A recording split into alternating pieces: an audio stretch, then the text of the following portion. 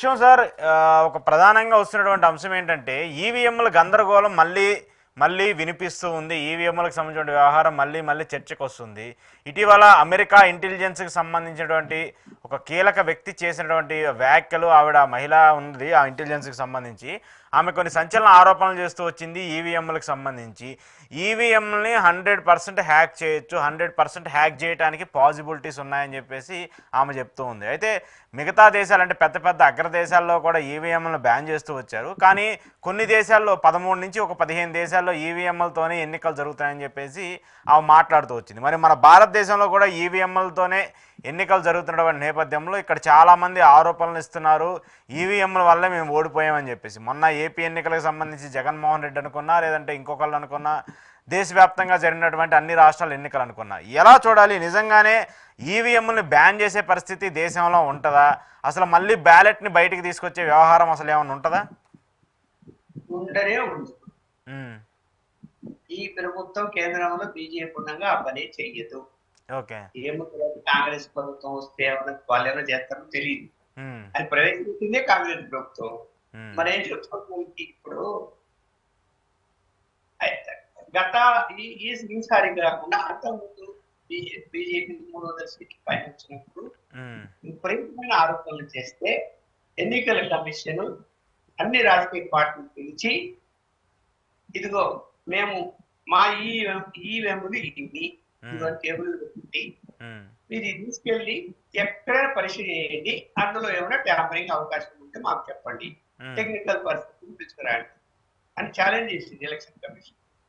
రెండోది ఏం చెప్పింది, దేశంలో ఎక్కడైనా సరే ఎన్నికలు జరిగినటువంటి ఈవీఎంలు భద్రపరుచుకున్నాము, ఫలానా నియోజకవర్గంలో ఫలానా పోలింగ్ కేంద్రంలో ఈవీఎం తీసుకొచ్చి మాకు ఇవ్వండి, మేము పరీక్ష చేస్తామంటే తీసుకొచ్చి ఇస్తాము అన్నారు.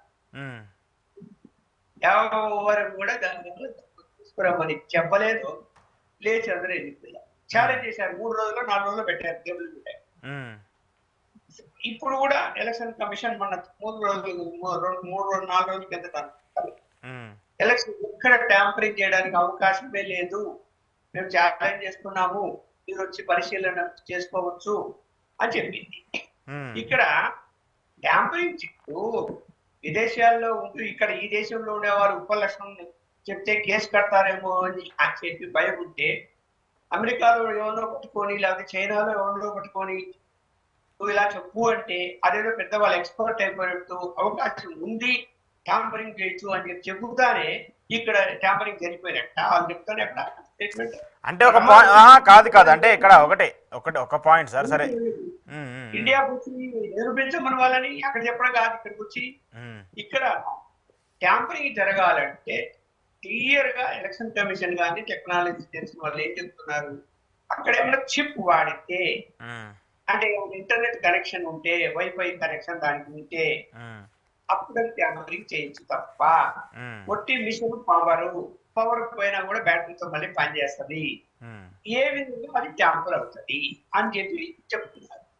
చెప్తున్నప్పుడు మీకు దాన్ని పరీక్ష చేసుకోండి మిషన్ తీసుకెళ్ళి అంటే ఎవరు దాన్ని పరీక్ష చేపించారు? ఏ రాత్రి పార్టీ మనం ఉత్తమాట ఇప్పుడు ఓడిపోయి జనం ముందు మనం ఎందుకు ఓడిపోయినాము అంటే, జనం ముందు అరే దానివల్ల ఓడిపోయామని ఇంత బీజేపీ మీద వేస్తే సరిపోతుంది అనుకుంటున్నారు. జనం బాగా అవగాహనతోనే ఉన్నారు. ఇప్పుడు బీజేపీకి అదే ఆలోచన ఉంటే వాళ్ళకి మొన్న ఎందుకు 240 సీట్లు వస్తాయండి, 350 టార్గెట్ పెట్టుకున్నారు వాళ్ళు, 400 పెట్టుకున్నారు. వాళ్ళు 400 వెళ్ళిపోయింటారు కదా, వెళ్ళిపోయింది ట్యాంపరింగ్ చేసుకోండి. 240 వచ్చి తెలుగుదేశాన్ని లేకపోతే ఇంకొకటి బతిలాడుకొని గవర్నమెంట్ కామెంట్ చేసిన వాళ్ళు ఏమో ఆ ట్యాంపరింగ్ చేయడం వల్ల 240 అన్న వచ్చినాయని చెప్పేసి ఆరోపణలు ఉన్నాయి కదా, కాంగ్రెస్ ఆరోపిస్తుంది అదే కదా. అట్లా ఎవరేం చేయలేరు దానికి, అట్లా మాట్లాడి మనం ఏం చేస్తాం దానికి. రావు అంటే ఇప్పుడు జనము వ్యతిరేకిస్తే క్యూలలో నిలబడి ప్రభుత్వం వద్దు అనుకుంటే, జగన్మోహన్ రెడ్డి గారు వద్దు అనుకోని 10 గంటల సీట్లకి ఎందుకు తీసుకొచ్చారు? మళ్ళీ అక్కడ ఏంటి పరిస్థితి? ఇప్పుడు చేయాలనుకుంటే బీజేపీ ఇతర రాష్ట్రాలలో ఎందుకు చేయలేకపోయింది, బెంగాల్లో ఎందుకు చేయలేకపోయింది కదా మరి. అంటే ఇక్కడ ఒక పాయింట్ ఉందా సార్, ఇప్పుడు పోలైనటువంటి ఓట్లు కౌంట్ చేసేటువంటి ఓట్లు అక్కడ వీవీప్యాట్ స్లిప్పులకు సంబంధించి మనం చూసాం కదా మొన్న ఒంగోలులో బాలినేని శ్రీనివాస్ లాంటి వాళ్ళు లేదంటే వైసీపీకి సంబంధించిన వ్యక్తులు కొంతమంది వాళ్ళు రీకౌంటింగ్ చేయాలని చెప్పేసి డిమాండ్ చేసినప్పుడు వాళ్ళు సరిగా ప్రాపర్గా చేయలేదనేది కదా ఎలక్షన్ కమిషన్ మీద ఆరోపణలు. ఇప్పుడు ఎక్కడెక్కడ కౌంటింగ్ లో అట్లా సమస్య వస్తుందంటే ఇక్కడ ఫస్ట్ ముందు మిషన్ ఓపెన్ చేసిన తర్వాత అక్కడ 540 పోలైన 540 వచ్చినారు. వాడి కింద రాసేటప్పుడు 540 బదులు 54 బదులు 6 8 పెట్టాడు బై మిస్టేక్, తొందరపడి అలా పొరపాట్లు జరిగి తేడా వచ్చింది తప్ప ఇప్పుడు అలాగే ప్రింట్ అయినటువంటి వస్తాయి. ఏది మనకు ఈ ఐప్యాడ్లు వస్తాయి కదా పక్కన మనం పోల్ చేసామన్నది నేను ప్రింట్ తీస్తారు కదా, అవి కూలింగ్ ట్రాలీ కావాలా.